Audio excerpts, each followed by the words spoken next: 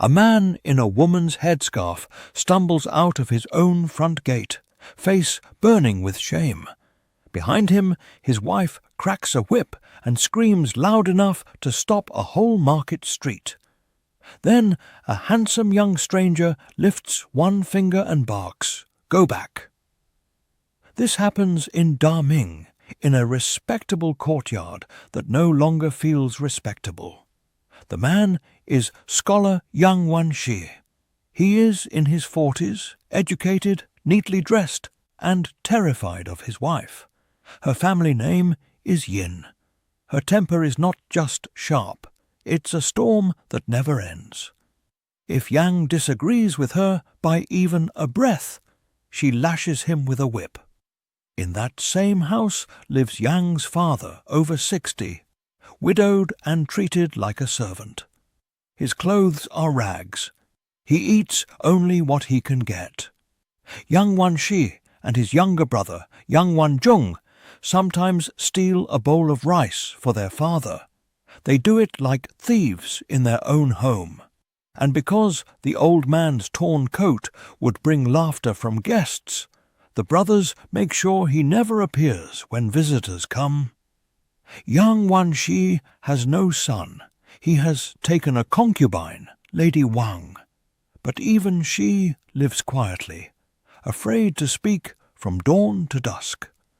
One season, the two Yang brothers travel to the prefectural city to wait for the provincial examination. In an inn-yard full of nervous scholars, they meet a youth with a clean, elegant face and an easy smile. They talk. The conversation runs like a river. Poems, history, jokes, the frustrations of study. The youth says his name is Jieh-fu. Before they part, the three swear brotherhood. Not the kind written on paper, but the kind sealed with cups of wine and honest warmth. Half a year later, Jieh-fu arrives at the Yang home with a small servant boy. At the front gate, an old man sits in the winter sun, hunting lice in his sleeve. His cotton coat is so torn it barely covers him. Jieh-fu thinks he's a hired hand. He states his name politely and asks him to inform the master. The old man pulls on his ragged coat and shuffles inside.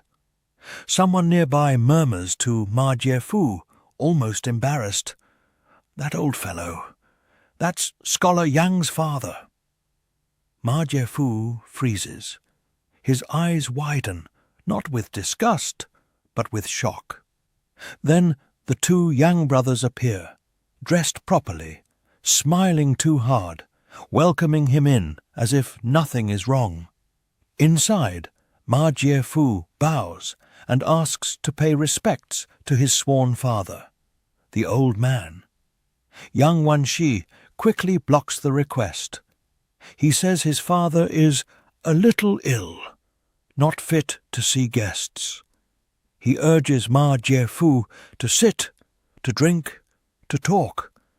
They laugh and speak as darkness falls, and still no meal appears. Yang Wan-shih keeps saying the food is almost ready. He stands, leaves, returns. Leaves again. The brother does the same. Their faces shine with sweat, the kind that comes from fear, not work. Finally, a thin servant shuffles in with a small wine pot. It is gone quickly. They wait again. At last, a bowl of rice arrives. Late, poorly cooked, hard to swallow. When the meal ends, Yang Wan-shih bolts away, as if escaping a trap. Yang Wan-jung brings bedding and stays to host. Jieh-fu's voice turns cold. "I thought you two had honor, but your father sits outside like a beggar. Strangers would feel shame for you." Yang Wan-jung's eyes fill. "There are things we can't say aloud. Our elder brother married a violent wife. Everyone in this household suffers. Men, women, old, young. If you weren't our closest friend, we wouldn't dare expose this family disgrace." Ma Jieh-fu sits very still, absorbing it. Then he says, "I meant to leave at dawn. Now I can't. I need to see this with my own eyes. Lend me an empty room. I'll cook for myself." Yang Wan-jung agrees. He cleans a spare room. Late at night, he sneaks in some vegetables and grain, glancing over his shoulder like a criminal. Ma Jieh-fu understands and refuses, insisting he won't endanger them. But Ma Jieh-fu does something the Yang household has not seen in years. He invites the old father to his room. The old man comes hesitant, like someone entering a hall where he doesn't belong. Ma Jieh-fu sits him down and shares food with him as an equal.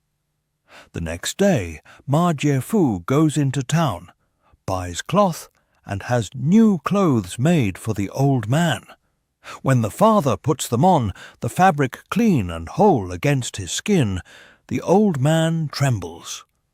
Father and son and sworn brother, 3 grown men, end up crying together. Yang Wan-jung has a son, a boy of 7, named Hsi-erh. That night, Hsi-erh sleeps beside his grandfather and Ma Jieh-fu. Ma Jieh-fu ruffles the boy's hair and studies his face as if reading a hidden map. "This child," Ma murmurs, "will have more fortune and longer years than his father.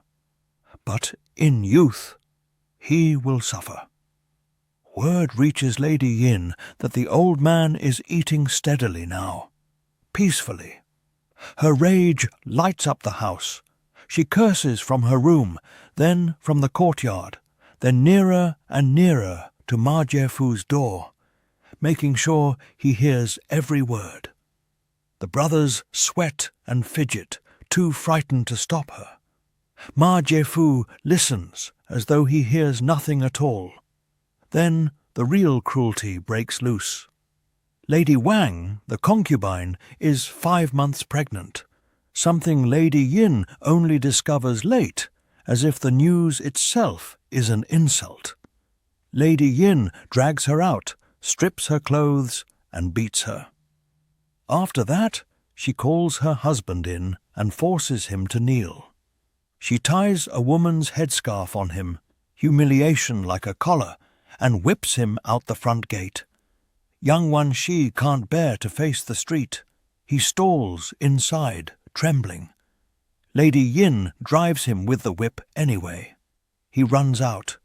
She chases him, hands on hips, shrieking. Neighbours pour in from both ends of the road. Laughter and shock and whispers fill the air. Ma Jieh-fu stands outside. He points at Lady Yin and shouts, "Back! Go back!"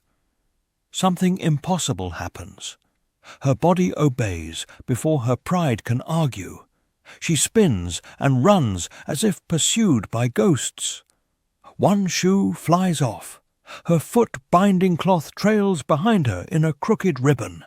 She sprints barefoot into the house, face gone pale as ash. Inside, she collapses into loud sobbing. Servants bring shoes and socks with shaking hands. No one dares speak. Outside, Ma Jieh-fu reaches for Yang Wan-shih's headscarf. Yang Wan-shih stiffens. He doesn't dare move, as if the cloth is a sentence he must serve. Even when Ma pulls it off, Yang still looks terrified, waiting for punishment for removing it without permission. Only when Lady Yin finally stops crying does Yang Wan-shih creep back inside, step by careful step. Lady Yin says nothing. She rises, walks to the bedroom, and lies down as if nothing occurred. The household buzzes with stunned whispers. Lady Yin hears the whispering, and shame turns to fury. She beats the maids one by one. Then she calls for Lady Wang. Lady Wang, already injured, cannot rise from bed. Lady Yin calls her a liar, storms to the bedside and beats her again until blood comes and the pregnancy ends. Yang Wan-shih goes somewhere hidden and breaks down in grief before Ma Jieh-fu. Ma Jieh-fu comforts him, then orders his servant to prepare wine and food. He keeps Yang Wan-shih drinking past the second watch, refusing to let him go home. Lady Yin lies alone, fuming that her husband hasn't returned. Then she hears wood splintering. Someone is prying at her door. She screams for maids, but the door bursts open. A giant steps in, filling the room with his shadow. His face is twisted, fierce, not quite human. Behind him come several men holding bright knives that catch the lamplight. Lady Yin's heart seems to stop. She tries to scream.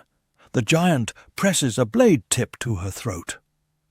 "Make a sound, and you die." She scrambles for silver, gold, silk, anything to buy her life. "I'm not here for money," the giant says.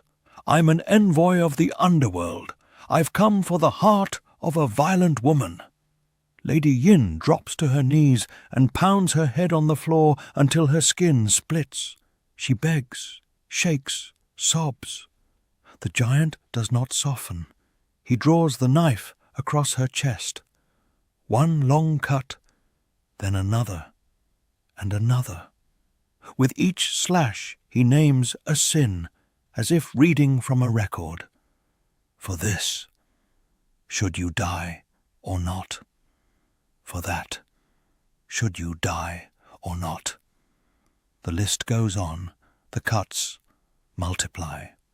Her body trembles in horror, pinned by the certainty that unseen judges are watching. At last, the giant's voice hardens further. "Lady Wang carried a child. That child was also your husband's blood. Yet you beat her until she lost it. This cannot be forgiven." He orders his men to bind Lady Yin's hands behind her back. They move in to open her body and take out her heart to inspect it. Lady Yin howls and begs until her throat breaks, swearing she knows her Zoe, her guilt, swearing she will change. The giant pauses, as if weighing it. Then, somewhere outside, a gate creaks. The giant tilts his head. "Yang Wan-shih is returning. Since you have repented, your life is spared. For now." In a breath, they vanish. Yang Wan-shih enters the bedroom and stops. Lady Yin is naked, bound, shaking. Her chest is crisscrossed with countless knife marks, so many he can't count them. He frees her, demands to know what happened. She tells him everything, sobbing. Yang Wan-shih is terrified, and in the dark corner of his mind a suspicion flickers. Ma Jieh-fu. The next day, Yang Wan-shih tells Ma Jieh-fu the entire story. Ma Jieh-fu widens his eyes, acting shocked, even unsettled. For months after, Lady Yin's storms quiet. She doesn't curse, she doesn't lash out. The house breathes like a man who has been underwater too long and finally rises. Ma Jieh-fu looks satisfied. Only then does he speak privately to Yang Wan-shih. "I'll tell you the truth, but you must never spread it. That night I used a small trick to frighten her. Now that she has corrected herself and you two are at peace, I'll take my leave." He packs and goes. Lady Yin begins to behave like a different person. Every evening she invites her husband to sit with her. She smiles. She flatters. She pours tea with her own hands. Yang Wan-shih has never been treated kindly for a single day of his marriage. Now, receiving sweetness so suddenly, he doesn't know how to hold his body. He sits as if waiting for a slap that never lands. One night, Lady Yin shivers, remembering the giant's face. Trying to please her, young Wan-shih makes a fatal mistake. He tells her the giant was not real. Lady Yin sits up as if struck by lightning. "What do you mean, not real?" She claws at the truth until young Wan-shih can't hide it. He admits Jieh-fu staged it with magic. Lady Yin explodes. Her old voice comes back, sharp and venomous. Young Wan-shih slips from the bed and drops to his knees on the floor. He begs until deep night. Finally she says coldly, "If you want forgiveness, you must take a knife and carve your chest the same way mine was carved, as many cuts as I had. Only then will my anger cool." She rises and goes to the kitchen for a cleaver. Young Wan-shih panics and flees into the courtyard. Lady Yin charges after him with the blade. Chickens scatter. Lamps flare. The entire household jolts awake. Young Wan-jung rushes in confused and shields his brother with his body, stepping left and right to block her. Lady Yin screams and swings. Then the old father appears, wearing the new robe Jieh-fu had given him long ago. The sight of that robe ignites Lady Yin into a new madness. She lunges at the old man, slashes the cloth into strips, yanks his beard, and slaps his face. Something snaps in young Wan-jung. He grabs a stone and hurls it. It hits Lady Yin square on the forehead. She drops like a felled tree, unconscious. Young Wan-jung stands over her, shaking. "If father and elder brother can live," he says, "then even if I die, I'll have no regret." He turns and throws himself into the well. They drag him out, but his body is already still. Lady Yin wakes later, hears that young Wan-jung is dead, and only then seems slightly satisfied, as if vengeance has been paid. After the burial, young Wan-jung's widow clings to her son and refuses to remarry.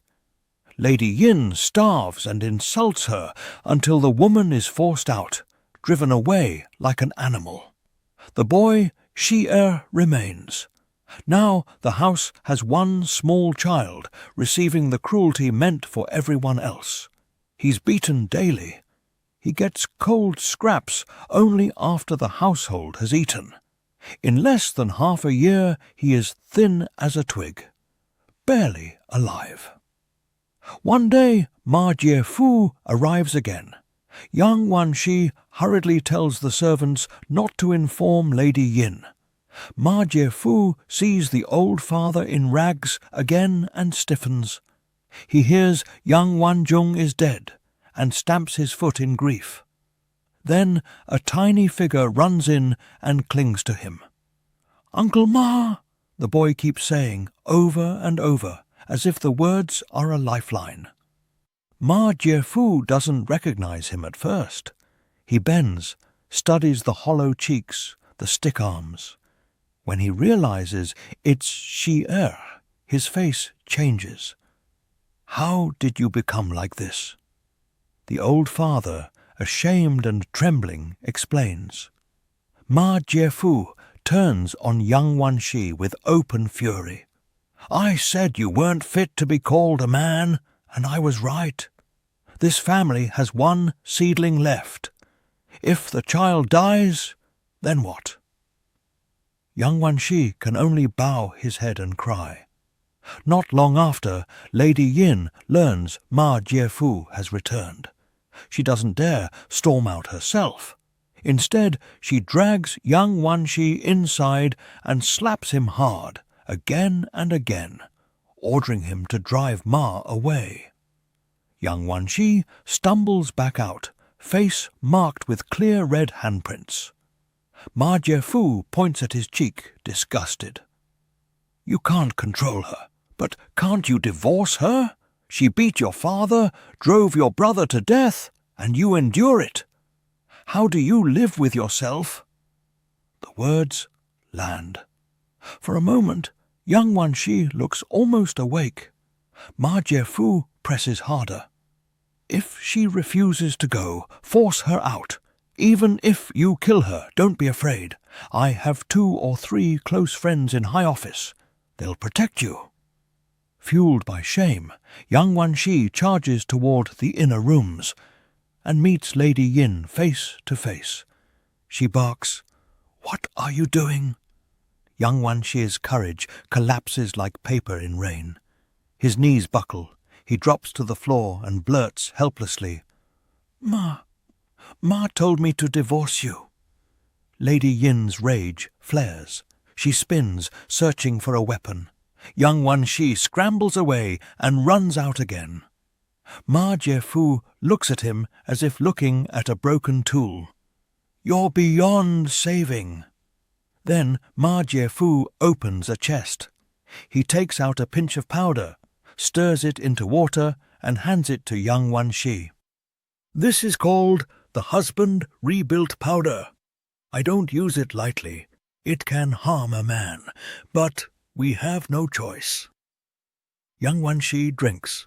Almost instantly a heat rises from his chest, rage like flame. His breath turns harsh. His eyes sharpen. He can't sit still, even for a heartbeat. He storms into the inner rooms, voice booming like thunder. Lady Yin barely has time to speak. Yang Wan-shih kicks her hard, sending her flying several feet. She hits the ground. He grabs a stone and smashes it down again and again, striking her until she can hardly move. Even then, her mouth still tries to curse through swollen lips. Yang Wan-shih's fury only grows. He yanks a knife from his belt. Lady Yin, stubborn even now, spits, "Go on. You pulled a knife. Do you dare kill me?" Yang Wan-shih says nothing. He slices a palm-sized piece of flesh from her thigh and throws it to the floor. He raises the blade again. At last, Lady Yin screams, not in anger, but in pain and fear, and begs for mercy. He cuts another piece and drops it. Servants rush in, horrified. This mild scholar looks like a wild beast.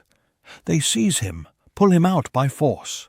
Outside, Jieh-fu catches his arm, speaks gently, praises him, calms him. Yang Wan-shih thrashes, trying to get back inside. Ma blocks him again and again. Then the heat fades.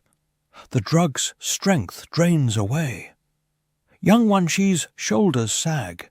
His old weakness returns, like a familiar chain slipping back around his neck. Jieh-fu grips him and speaks close, urgent. "Don't collapse. Becoming afraid of your wife didn't happen in one day. It grew over time. Yesterday's you is dead. Today a new you came back to life. You must change for good. If you retreat now, you'll never recover." He sends Yang Wan-shih to check the bedroom. Inside, Lady Yin sees him and begins to shake all over. She tries to force herself up, ordering a maid to help her crawl forward and kneel. Yang Wan-shih stops her. She doesn't dare argue. He returns outside and reports it. The old father and Yang Wan-shih both feel relief for the first time in years. Jieh-fu prepares to leave. They cling to him, begging him to stay. "I'm headed to the Eastern Sea," Ma says. "I only stopped by on my way. When I return, we'll meet again." A month passes. Lady Yin heals enough to rise and walk. She acts respectful, careful, almost gentle. But days stretch into weeks. She watches her husband closely and begins to believe he has no real strength of his own, that whatever happened was a one-time burst, not a new nature. Her sweetness turns into teasing. Teasing turns into mocking. Mocking turns into shouting. Before long, the old storms return fully. The whip returns. The curses return.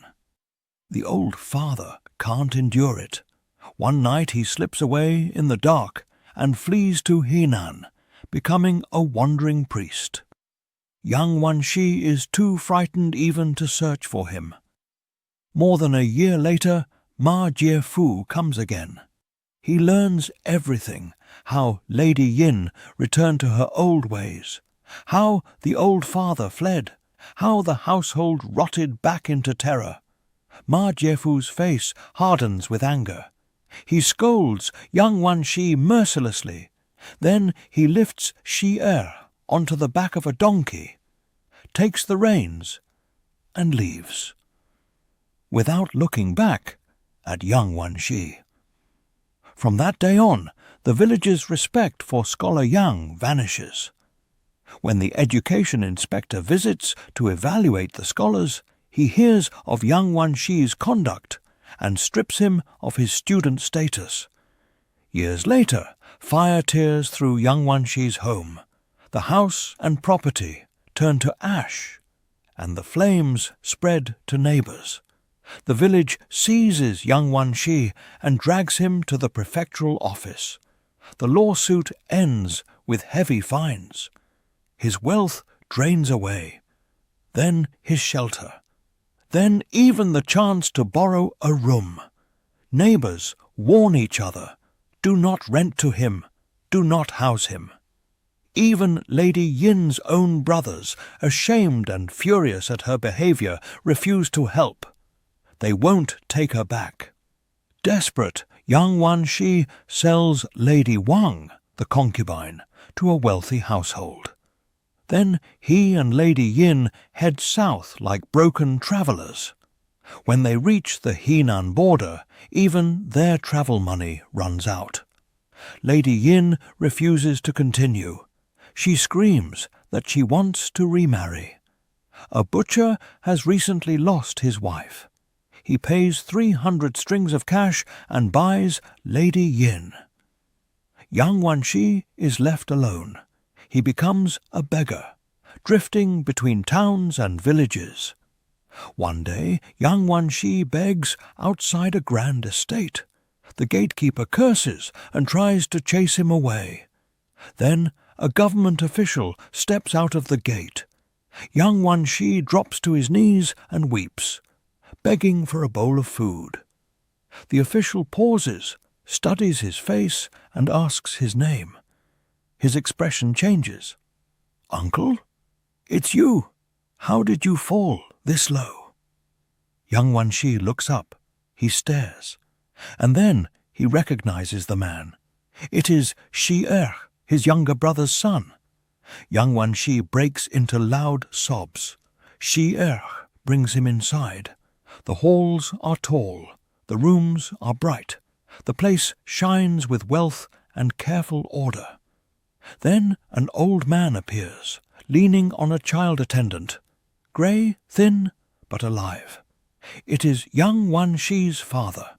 Father and son lock eyes and cry as if years of silence burst open at once. When young Wan-shih can finally speak, he tells his story, his fear, his loss, his fall. Hsi-erh explains what happened after Ma Jieh-fu took him. Ma brought the boy here and raised him under protection. A few days later, Ma went back and found the old father too, reuniting grandfather and grandson. A tutor was hired. Books were bought. The boy studied. At 15, Hsi-erh entered the county school. The next year he passed higher still, earning rank and honor. Ma Jieh-fu even arranged a wife for him. Then Ma prepared to leave. Grandfather and grandson cried and begged him not to go. Ma finally told them simply, "I am not human. I am a fox spirit. My friends of the way have been waiting for me a long time." And with that he left. Hsi-erh finishes the tale with a tight, aching throat. Then another memory rises. Lady Wang, the concubine, abused beside him in the old house. Hsi-erh sends people with silver and a fine carriage. He redeems Lady Wang from the wealthy household and brings her home with respect. A year later, Lady Wang bears a child. Yang Wan-shih, now living under his nephew's roof and protection, raises Lady Wang to the position of legal wife. Lady Yin lives with the butcher for half a year, still violent, still wild. The butcher's patience ends. In a rage, he uses his slaughter knife to pierce her thigh, then threads a thick pig-hair rope through the wound. He hoists her up to a beam and walks out carrying meat to market, leaving her hanging. Her screams rip through the neighborhood until people rush in and cut her down. When they pull the rope back out through the wound, each tug wrings a howl from her that shakes the walls. After that, Lady Yin fears the butcher the way others once feared her. The wound heals, but broken pig hairs remain inside the flesh. She limps forever. She serves him day and night, never daring to slow. The butcher is brutal. When he comes home drunk, he beats her without restraint. Only then does Lady Yin finally understand, deep in her bones, that pain given to others returns as pain lived in your own skin. One day, Hsi-erh's wife and Lady Wang go to Puto Temple to burn incense. Farm women from nearby villages gather to greet them, curious and respectful. Lady Yin slips into the crowd, thin and wary, not daring to come close. Lady Wang sees her and pretends not to recognize her. "Who is that?" she asks lightly. A servant answers, "She is Butcher Chang's wife." Lady Wang has her called forward to salute the honored matron. Then Lady Wang smiles and says, "If she's a butcher's wife, she shouldn't lack for meat. Why is she so skinny?" Lady Yin's face burns with shame and hatred. She goes home and tries to hang herself, but the rope is too thin. It doesn't finish the job. The butcher despises her even more. Another year passes. Butcher Chang dies. Not long after, Lady Yin meets Yang Wan-shih on the road. The moment she sees him, she drops to her knees from far away and crawls toward him, weeping until her sleeves are soaked. Yang Wan-shih sees his servants watching. He cannot bring himself to speak to her. He turns away in silence. Yet, when he returns home, he tells his nephew he wants to take Lady Yin back. Hsi-erh refuses, firmly, completely. Lady Yin is rejected by villages and households. She drifts among beggars, eating what she can. And still, against all dignity, Yang Wan-shih sometimes sneaks to meet her in lonely fields and abandoned shrines. Hsi-erh considers it a disgrace. In secret, he has beggars shame Yang Wan-shih so harshly that Yang finally breaks off the relationship for good. The last details, people say, were written down by another hand. The ending comes to us like gossip carried on a cold wind. A fox spirit tried to rebuild a man's spine with mercy and fear, but courage that isn't earned never lasts. In the end, the child who suffered became the one who rose, and the ones who clung to cruelty and weakness were left to wander. Some houses don't fall from one disaster, but from the habit of refusing to change.